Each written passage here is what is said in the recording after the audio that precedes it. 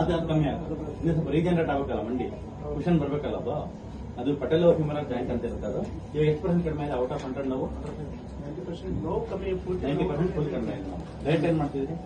ಡೈಟ್ ನೀವು ಹೇಳುದು ಹಾಲು ಬಿಟ್ಟಿನಿ, ಚಹಾ ಬಿಟ್ಟಿನಿ, ಬಟಾಟೆ ಬಿಟ್ಟಿನಿ, ಅದೇನು ಸಿಟಿ ಕೊಟ್ಟಿಲ್ಲ. ಒಂದೇ ವಿಸಿಟ್ಗೆ 90% ಕಡಿಮೆ ಇದೆಯಲ್ಲ? ಒಂದೇ ವಿಸಿಟ್ ಸೆಕೆಂಡ್ ಹೆಂಗ ಅನ್ಸ್ತಾರೆ? ಆರಾಮಾಗಿ ಕಟ್ ಕಟ್ ಅನ್ನೋದು ಇನ್ನೂ ಸ್ವಲ್ಪ ಇಂಪ್ರೂವ್ಮೆಂಟ್ ಬೇಕು. ಇನ್ನೊಂದು ಇವತ್ತು ಬೇರೆ ತರ ಇಂಜೆಕ್ಷನ್ ಕೊಡ್ತೀನಿ, ಜೆಲ್ ಕೊಡ್ತೀನಿ ಇಲ್ಲಿಗೆ ಪಟೇಲ್ ಹ್ಯೂಮರಲ್ ಜಾಯಿಂಟ್ ಅಲ್ಲಿಗೆ. ಮತ್ತೆ ಬೇರೆ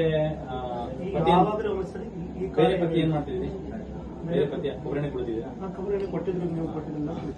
ಅದನ್ನ ತಗೊಳ್ಳಿ ಚೆನ್ನಾಗೆ. ಮತ್ತೆ ಆಯಿಲ್ ಪುಲ್ಲಿಂಗ್ ಮಾಡಿ, ಬೆಳಿಗ್ಗೆ ಒಂದ್ಸರಿ, ಸಾಯಂಕಾಲ ಮಲಗೋಣ ಮುಂಚೆ ಒಂದ್ಸರಿ. ಆಮೇಲೆ ಚೆನ್ನಾಗಿ ಪ್ರೋಟೀನ್ ಇಂಟೇಕ್ ಜಾಸ್ತಿ ಮಾಡಿ. ಒಂದು ಡೈಲಿ ಒಂದು 40 to 50 ಗ್ರಾಮ್ ಪ್ರೋಟೀನ್ ತಗೊಳ್ಳಿ. ಅದು ಕ್ವಶನ್ ಫಾರ್ಮೇಶನ್ ಆದ್ರೆ ಆಗ ಸೌಂಡ್ ಬರೋದು ಹೋಗುತ್ತೆ. ಅದು ಸ್ವಲ್ಪ ಸ್ಲೋನೇ. ಅದಕ್ಕೆ ಕೊಬ್ಬರಿ ಕುಡಿಯೋದು.